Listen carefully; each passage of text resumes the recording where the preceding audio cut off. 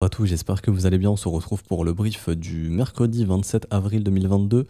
On parlera du Bitcoin, bien évidemment, comme d'habitude, hein, qui résout son range au sud. On va voir un petit peu ce qu'il en est. On va parler des localisations, etc. On parlera également du marché américain qui continue son mouvement baissier avec le dollar index qui continue d'être hyper fort. Donc rappelez-vous, dollar index sur résistance et indice sur support qui va céder, enfin qui va gagner.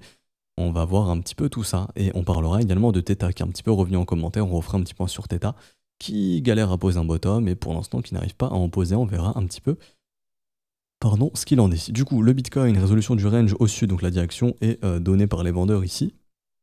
Sauf si réintégration. Si réintégration, ce sera probablement un piège baissier. Et donc si c'est un piège baissier, on pourrait casser au nord derrière, hein, simplement concept d'un range. Quand un marché consolide, s'il fait un fake out dans un sens, il peut vraiment casser dans l'autre sens. Ok. En gros, c'est un concept de liquidité, on capture la liquidité des acheteurs, on achète, on reverse le marché et on va défoncer les vendeurs qui sont piégés à la sortie du range baissier. Un petit peu, je vous dis pas qu'on fera ça, hein, mais c'est pour que vous puissiez comprendre un petit peu le concept. Si j'y arrive, TradingView me laisse faire ce que j'ai envie de faire. Ce qui a été fait en octobre 2019 pour les plus anciens d'entre vous, si vous vous en souvenez, c'était ici. Bon, on avait notre range, ici, hop, hop, on a cassé au sud, les gens ont littéralement FOMO short là-dedans, on s'est servi de la liquidité des acheteurs pour acheter donc tous les stops des acheteurs, on les a capturés derrière gros short squeeze pour défoncer tous les vendeurs et sortir du range au nord. C'était pas une vraie reprise, hein, puisqu'après on a rechuté, mais c'était en gros un petit peu l'action du prix qu'on avait eu. Je dis pas qu'on va faire exactement la même chose, loin de là, ok? Juste que c'est une chose qui pourrait arriver, on verra après en termes d'order flow, est-ce que c'est probable ou non? Alors du coup, résolution du range au sud, on avait vu que les vendeurs s'endormaient, bah, pas de chance pour nous, si j'ai envie de dire, puisque on a un réveil le jour même derrière, donc hier après-midi, réveil des vendeurs sur la cassure baissière corrélée aux indices, et du coup là les vendeurs se réveillent avec un pic de volume, donc les vendeurs qui sont de nouveau réveillés. Les acheteurs qui ne sont pas encore éteints pour autant, donc il n'y a pas de problème de ce côté-là. Au niveau du momentum, on est en train de pousser à de la divergence, l'indicateur ne fait pas de nouveau plus bas pendant que le prix fait un plus bas. Donc ce qu'il faudrait voir, c'est en gros c'est un truc comme ça, c'est de voir le prix continuer d'aller dans la zone de rechargement si possible, que les gens aient vraiment très peur et qu'on voit ensuite un rebond se former pour créer la divergence et qu'ensuite on puisse avoir de la structure de retournement. Ça pourrait prendre plusieurs jours, peut-être même plusieurs semaines pour poser un bottom et peut-être avoir un rallye d'été, ce qu'on appelle un counter trend rally, donc un rallye contre tendance pour venir retracer le mouvement baissier. Pourquoi pas? Pour l'instant, c'est pas le cas. Techniquement, ce marché ne montre encore aucun signe de bottom ici en daily. En weekly, nous avons une structure de bottom qui est le W weekly, je le répète, tant qu'on évolue au-dessus des 33 000 $, ce marché est toujours dans l'expectative de trouver un creux ascendant au précédent, c'est-à-dire au-dessus des 32 800 et au-dessus des 34 300. Donc le creux qu'il soit ici ou ici, peu importe, on est toujours dans cette attente de voir si ce marché est vraiment capable de suivre cette dynamique en weekly.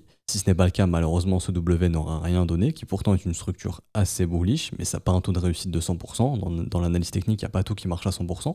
Et si malheureusement ça ne fonctionne pas, la prochaine zone à venir chercher sera la zone de rechargement dans laquelle on y trouve la MA200 qui soutient ce marché depuis des années et qui généralement est la localisation de bottom, et également le cost price, donc le prix de production du Bitcoin. Donc pour miner un Bitcoin, c'est le prix de production moyen qui fonctionne en daily et qui se trouve donc entre 34 000 et 20 000 $. Il faut savoir que ce prix de production va doubler d'ici le prochain halving en 2024.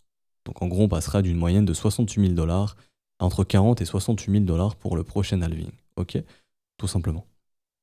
Donc, le prix de production qui est aussi une excellente zone d'achat, on le voit hein, déjà depuis que le BTC vient chercher le haut du prix de production. Ici, ça bottom ici. Est-ce qu'on va bottom ici? Peut-être. Donc est-ce que l'objectif c'est 33 800? Je sais pas, peut-être. On a vu ici que ça a tenu également. Si jamais le haut du prix de production ne tient pas, bon, il y a le bas du prix de production. Et tout simplement, ici, c'est ce qui a posé le bottom en mars 2020 ou en décembre 2018, etc., etc., où le prix de production est vraiment une bonne entrée sur le Bitcoin, si on peut appeler en gros un peu sa valeur intrinsèque. Un bon prix sur le Bitcoin à long terme, c'est le prix de production, ce que payent les mineurs pour miner leur Bitcoin. Les mineurs les plus rentables, hein, qui du coup diminuent leur pression vendeuse parce que ça ne sert pas à grand chose de vendre des tokens qui ne vous rapportent rien. Généralement les mineurs, leur but c'est de miner, de revendre ça beaucoup plus cher. Donc on peut se dire que la pression vendeuse des mineurs est très importante plus on s'éloigne du prix de production, tout simplement. Par exemple, ici on était assez éloigné du prix de production, il y a beaucoup de mineurs qui vendent pour récupérer leur profit, exactement ici et ici.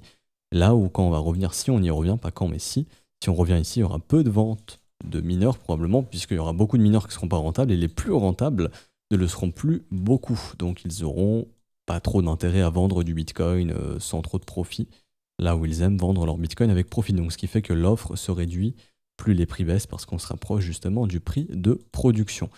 Enfin bref, et donc ça, si on y va, c'est vraiment une excellente entrée long terme, mais c'est pas le moment de panic sell et de tout vendre. Ici, il y a probablement des gros portefeuilles, si on y va, hein, qui vont tout faire pour acheter beaucoup de Bitcoin comme ils l'ont déjà fait auparavant, et ce sera probablement la bonne entrée avant l'halving, ou d'ici l'halving, on pourrait très bien faire un truc comme ça.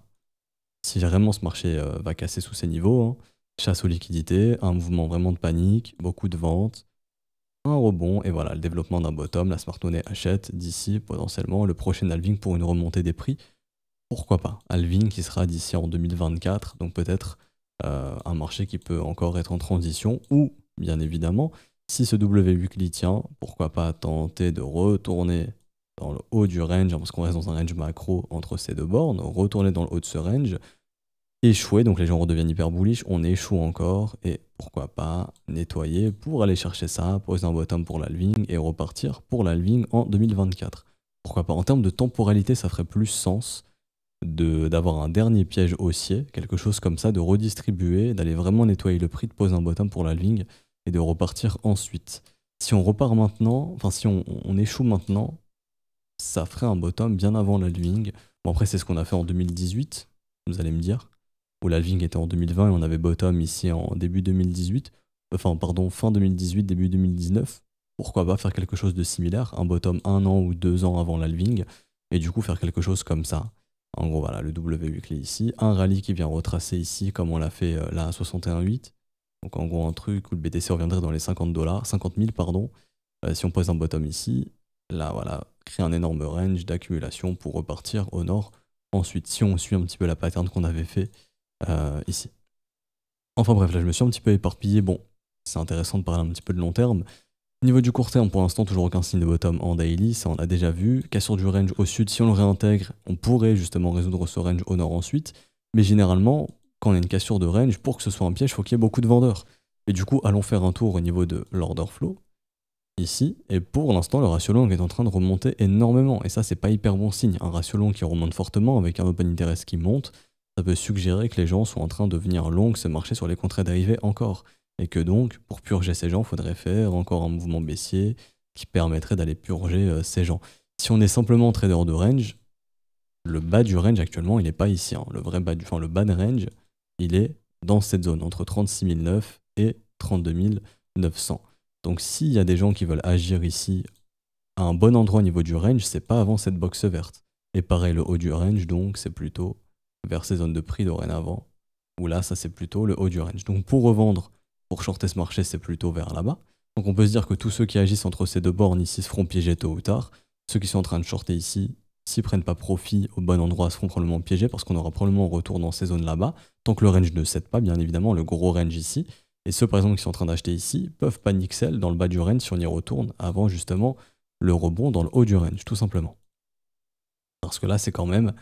Enfin, c'est pas la meilleure localisation. Les gens sont vraiment long, trop vite dans ce range. En fait, là, on peut estimer que on s'approche du bas du range, mais c'est pas encore ça, donc c'est pas encore la bonne localisation pour venir acheter ce marché pour un trader qui veut trader ce range. Le bas du range, il est plutôt dans la zone verte que j'ai indiquée ici, ok, tout simplement.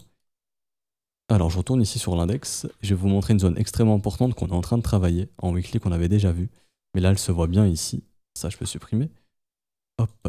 C'est là tous ces corps de chandelle qu'on a maintenus. Là, il y a vraiment, le Bitcoin est vraiment défendu. Au niveau des 37 600, hier on a encore méché sur ce niveau, ça a été repoussé, c'est vraiment un niveau extrêmement important. C'est vraiment une localisation très importante. Tant que ce niveau ne tient pas, on peut imaginer qu'on puisse réintégrer le range et aller liquider au nord. Maintenant, ce qui est tout à fait possible aussi, c'est que si ce niveau ne tient pas, on va revenir ici au contact de ces mèches pour y remplir et y faire des corps de chandelle. Un peu ce qu'on avait fait ici au bottom de cet été, où ici il y avait beaucoup de mèches. Donc là, ça montrait vraiment que le prix était vraiment défendu, qu'il y a des whales qui accumulaient probablement. Et on est revenu en fait combler ces mèches avec des corps de chandelle comme on est venu le faire ici pour repartir derrière. C'est une chose qu'on pourrait faire si vraiment le bottom s'est montré à 32 000 $.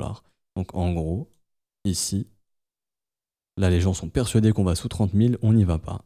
Et là voilà, on pose un bottom et on remonte et on repart comme ça, un peu comme l'été dernier où le marché repart fortement. C'est une chose qui pourrait arriver. Néanmoins, le sentiment est un petit peu différent, où les gens étaient beaucoup plus bearish, j'ai l'impression, l'été dernier, que actuellement, si je dis pas de bêtises. Je pense que si le funding pourra en être témoin, on va essayer de passer en daily. On va regarder le funding rate directement. Donc le funding est quand même majoritairement positif, ici, contrairement à cet été, où il était quand même majoritairement négatif, ici. Ça pouvait témoigner d'un sentiment beaucoup plus bearish. Ici, là où il y avait vraiment des grosses barres jaunes dans le négatif, là on n'a pas vraiment ça au sein de ce range. Et aussi également où on avait des ratios longs beaucoup moins importants, avec des ratios short supérieurs aux ratios longs à certains endroits. Là où pour l'instant le ratio long est un petit peu trop important, il peut nous indiquer que les gens sont un petit peu trop bullish sur le Bitcoin pour l'instant et qu'on a besoin de faire encore un petit peu peur pour que ce ratio puisse diminuer. Pour l'instant, c'est pas encore le cas. Bonne nouvelle, les gens foutent pas encore du levier dans les altcoins pour l'instant.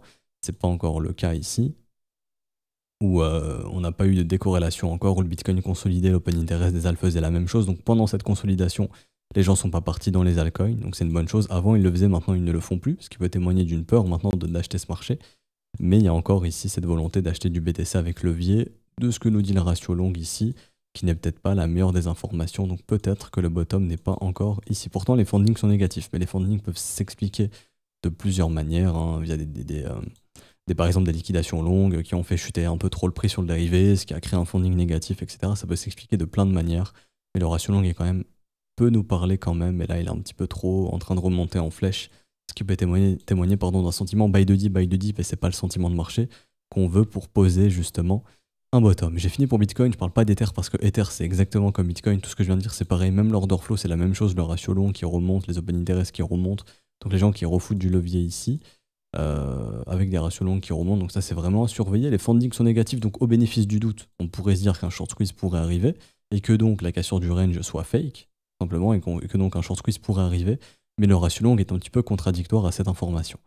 Et du coup, pour poursuivre, on parle un petit peu du marché américain, qui est sur support pour l'instant, qui tient. Donc là, la session n'a pas encore commencé, on est sur le futur. On attend que Wall Street arrive sur le marché à 15h30, pour l'instant c'est pas encore le cas. Donc ici, on est en train de tenir le support. Si ça cède, il faudra s'attendre à du M-Weekly, et ça sera vraiment pas bon signe pour le S&P 500. Et du coup, on pourrait au moins revenir tester les 3800 points sur le S&P 500, le premier arrêt du mouvement entier, ici, tout simplement. Et du coup, je le répète, hein, indice sur support et dollar index sur résistance. Le dollar index qui est plus fort que jamais, on a un euro qui est hyper faible, qui accélère, c'est probablement à la fin de mouvement. Ça peut être violent, c'est-à-dire que la fin de mouvement peut se faire comme ça, avant d'avoir un blow-off top, comme on avait eu ici, avant de redevenir bearish, ou mouvement violent, consolidation, continuation haussière, si le dollar index est vraiment bullish pour ces prochains mois, prochaines années. Et du coup, si on aura un euro qui se fait défoncer contre le dollar pour ces prochaines années. Pas grand chose à dire de plus sur le dollar index, hein, toujours aucun signe de retournement ici, il est hyper fort, il est possiblement en fin de mouvement, le momentum reste haussier pour l'instant, pas de divergence baissière, on est en train de pousser à la div mais celle-ci n'est pas encore confirmée, et je pense que maintenant c'est une question de liquidité. Où est-ce qu'on va liquider le plus de monde et où est-ce qu'on va chasser le plus de liquidité? Bon bah ça sera au-dessus des 104, donc faudrait s'attendre à avoir un dollar index au-dessus des 104 points, et ensuite on verra si c'est un vrai breakout ou une simple chasse à la liquidité pour réintégrer comme on avait fait en mars 2020. On avait fait la même chose ici. Pendant le Covid, on était juste venu dépasser légèrement avec une petite mèche le précédent top, ici, avant de réintégrer dead bearish. Est-ce qu'on n'est pas en train de faire la même chose ici? On vient légèrement dépasser les liquidités pour se retourner derrière? Possible. Mais pour l'instant, je vois pas encore de signe de retournement sur ce marché, donc laissons-le poursuivre, et donc le dollar index est plus fort, et du coup, c'est ce qui fait souffrir l'or, ce qui fait souffrir les indices, les crypto-monnaies, etc., etc. Et du coup, pour finir, Theta. Alors, Theta pour du long terme, la localisation est excellente. C'est-à-dire que, encore une fois, mon avis n'a pas changé. On a une bonne localisation. Tout ce qui est dans zone de rechargement, sous zone de rechargement sur du long terme, c'est excellent. Si vous croyez au projet, si vous pensez que Theta, après l'halving du Bitcoin, sera bullish et pourra faire de nouveaux sommets, oui, l'entrée ici est extrêmement intéressante. Maintenant, donc là, je m'adresse plutôt pour des traders de dollar cost average, donc ceux qui font du DCA. Donc, c'est-à-dire, j'achète un petit peu de temps en temps. Admettons, je prends un exemple bête, j'ai un salaire de 2000 € net, je peux épargner 200 € par mois, ces 200 €, je peux en mettre une petite partie dans le Theta tous les mois, par exemple. Tant que ce marché est dans cette localisation, ça peut être une bonne stratégie, ok? Donc j'achète un petit peu de temps en temps, c'est ça le DCA. Et idéalement, j'essaie d'acheter plus le prix baisse pour justement construire mon prix moyen d'achat. Donc mon prix moyen d'achat, il peut être ici. Si le prix baisse, mon prix moyen d'achat, il accumule, il descend. Donc peut-être que le bottom sera par ici, mon prix moyen d'achat sera ici, donc j'aurai un excellent prix moyen d'achat. Si le prix remonte, après je pourrais du coup vendre à de bons prix, ok? Ça c'est la stratégie DCA. Là, le marché actuellement, comment il se décide? On est parfaitement dans cette stratégie de DCA pour moi. Donc DCA qui se traduit par j'achète un petit peu et qui peut donc être de l'investissement long terme. Donc IL pour investissement long terme, ok? C'est tout à fait possible. Maintenant, pour quelqu'un qui veut être dans le sens du vent, absolument, il faut attendre des signes de retournement. Les signes de retournement arrivent quand vous commencez à avoir des structures de retournement, type W weekly, reprise de dynamique haussière, c'est-à-dire ici, voilà, petit W, accélération, W weekly ici, on a un marché qui remonte, W, on continue de monter. Ça, c'est obligatoire. Si vous voulez revoir ce marché reperformer, il va falloir attendre une dynamique, un début de dynamique haussière, c'est-à-dire des W, au mieux. Donc, simplement creux et sommet ascendant. Creux, sommet, creux, sommet, creux ascendant, sommet ascendant, etc. etc. Pour l'instant, nous n'avons pas ça. On a quoi à la place, malheureusement? Ici, on a littéralement... Hop. Si ça, je peux fermer, oui. Je vais y arriver. TradingView me laisse, comme d'hab. On a littéralement une dynamique baissière. Creux et sommet descendant pour l'instant. Il faut attendre l'inverse. Et donc, le W weekly est un excellent signal. Il pouvait se former ici sur θ. Il a la possibilité de se former si on vient casser ici cette zone, en gros la zone des 4,38 $. Pour l'instant, c'est pas le cas. On n'y arrive pas. Ce marché n'y arrive pas. Ici, plutôt vers ici. Pour que ce W ici puisse se former, pour l'instant, c'est pas le cas. On n'y arrive pas. Ok. Donc, pour l'instant, c'est un petit peu mort ici pour voir un retournement de marché sur θ. Maintenant, en termes de localisation, on voit que ce marché défend super bien ces zones ici. C'est vrai que la zone des 2,77 $, 2,66 $ est hyper intéressante pour faire ce qu'on appelle du DCA, donc commencer doucement mais sûrement l'investissement à long terme. Idéalement, ce marché, s'il n'arrive pas à poser un bottom, ici, la prochaine zone hyper intéressante, elle est où? C'est les 0,886 au niveau de Fibonacci. Donc ça, je vais vous montrer où c'est. C'est en gros la zone, je vais mettre le prix. C'est la zone des 1,87 $. Laisser un ordre à 1,87 $ également, ça peut être intéressant. On voit que c'est aussi une zone de support qui a précédemment été travaillée. On le voit ici au niveau du volume profile, il y a eu un petit peu de demande, donc ça peut être une zone assez intéressante. Ça fera encore un discount, donc une baisse du prix actuel de environ 33%, ce qui est une bonne remise si on peut acheter encore 33% moins cher. Maintenant, je dirais une chose qui peut faire grincer des dents, qui va pas faire plaisir certains, mais le volume profile, lui, suggère que vraiment une bonne zone et la zone idéale d'investissement, elle se trouve plutôt ici, entre 80 centimes et 1,80 $. Si le marché vient ici, c'est cadeau, puisque c'est la dernière zone de creux, et généralement le marché s'arrête souvent dans ces zones de prix où on a les dernières zones de creux ici. On le voit ici, mais il y a un creux au niveau du volume profile. On voit que les gros ont accumulé fortement ici, donc les gros auront aucun intérêt à vendre ici, puisque c'est ici qu'ils ont accumulé, mais ils auront tout intérêt à racheter tout simplement là où ils ont acheté précédemment. Et là où ils ont, en gros, ils ont acheté ici, ils ont distribué sur la montée, ils ont probablement redistribué ici, et donc tout ce qu'ils ont distribué, ils peuvent le racheter moins cher ici, et même vers ces ordres de prix là-bas. Mais enfin, ces zones de prix. Mais généralement, le marché aime bien venir combler ces creux, donc entre 80 centimes et 1,80 $, c'est vraiment une bonne entrée. Donc si le support casse, on pourrait s'attendre à voir le bottom se développer, pourquoi pas là-bas. Un petit peu comme un Mara, qui est un stocks blockchain, qui lui avait tenté de poser son bottom, un petit peu comme un Theta, qui malheureusement n'a pas réussi, et le support ici est en train de céder, donc un petit peu comme un Theta. On est dans la même localisation, ok, c'est-à-dire ici on était... zone de rechargement, il n'y a pas de problème. Les 0,886 qui sont plus bas, mais également le creux dans le volume profile, il va jusqu'où? Il va jusque là-bas. Donc par exemple, un truc comme Mara, la bonne localisation, ce serait par exemple ici entre 7 $, donc ça c'est une action qui serait directement sur les marchés boursiers, entre 7 $ et 11 $, donc qui tourne autour de la blockchain, donc qui est assez corrélé aux crypto-monnaies. Et donc ici, ce sera entre 10 $ et 7 $. Ça ferait une bonne entrée long terme. Mais ça, c'est peut-être Theta, enfin, c'est pour vous montrer que Theta est peut-être dans ce cas-là, malheureusement. On est en train de construire un support, mais malheureusement, ça ne suffit pas. Et donc, à ce moment-là, le marché vient chercher le prochain creux, qui se trouve donc ici. Là, on est en train de venir dedans. Mais il y a encore un autre creux, malheureusement, qui nous attend jusqu'aux 6,60 $ environ. Et c'est peut-être dans cette zone là-bas qu'on posera le bottom. Theta, c'est peut-être exactement la même chose. Et du coup, si vous croyez au Theta sur le long terme, si vous pensez qu'il est capable de faire un nouvel ATH derrière, si vous arrivez à vous construire une entrée entre, allez, je vais dire 2 $ et 80 centimes, vous allez faire des plus-values qui sont monstrueuses ensuite. Ça me rappelle un petit peu, et il a raison, ce qu'a dit le PDG d'FTX, c'est pendant les bear markets qu'on construit le mieux. C'est pendant les bear markets qu'on a, donc ici littéralement, lui Theta en l'occurrence est dans un bear market ici, hein, depuis avril-mai 2021. Bah, le bear market de Theta va permettre, si Theta sur le long terme arrive à rester présent et un acteur majeur du marché, ou en tout cas reste dans le top 100, dans le top 50, si on estime que la capitalisation crypto va être plus élevée que ce qu'elle a été en 2000, là récemment en décembre 2022, décembre 2021 si je dis pas de bêtises, ouais c'était décembre 2021, novembre-décembre 2021, et bah Theta fera un nouvel ATH.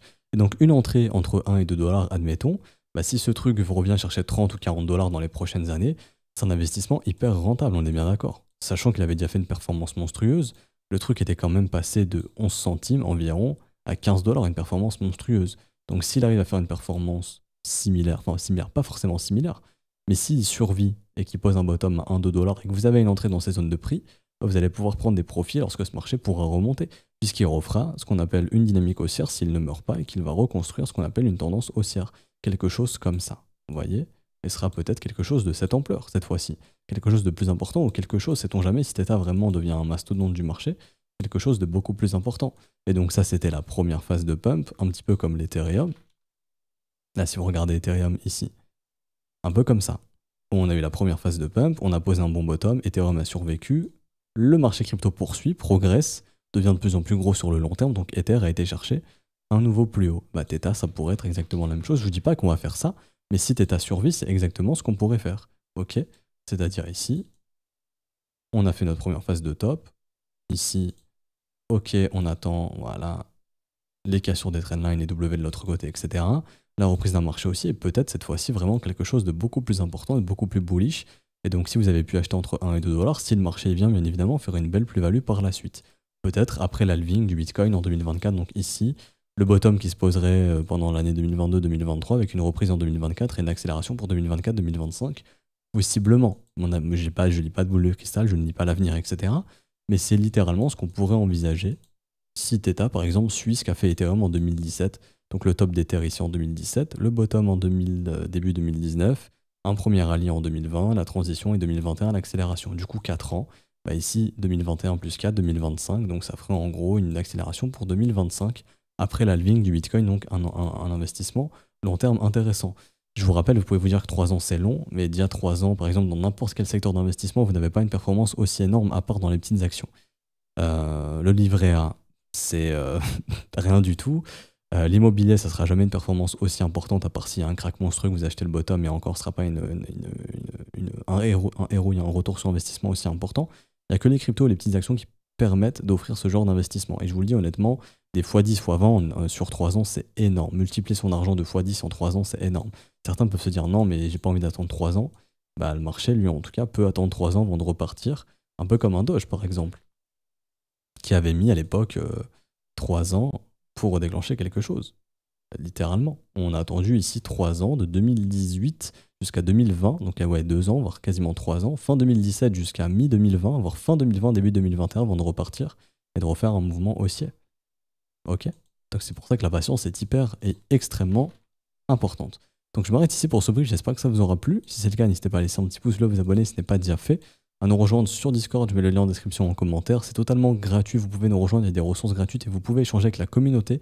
Si vous souhaitez rejoindre l'école, vous pouvez le faire via les modalités crypto, tout est expliqué dans le salon bienvenue. Si vous avez une quelconque question, n'hésitez pas à la poser en commentaire de cette vidéo ou à un des professeurs, donc là on est connecté en haut à droite, vous pouvez nous poser une question, on pourra vous répondre. Si vous avez procédé au paiement, vous pouvez envoyer le TXID, donc l'identifiant de transaction, à tous les professeurs. Le premier qui le voit le valide et comme ça vous avez votre rôle élève directement. Donc n'hésitez pas à l'envoyer à tous les professeurs que vous voyez. On est 3, donc comme ça c'est pas compliqué. Vous l'envoyez aux 3 profs. Le premier qui le voit le valide et ça va hyper vite pour vous. On s'arrête ici pour aujourd'hui. Je vous souhaite une bonne journée. On se retrouve donc demain pour une prochaine update de marché. Ciao ciao.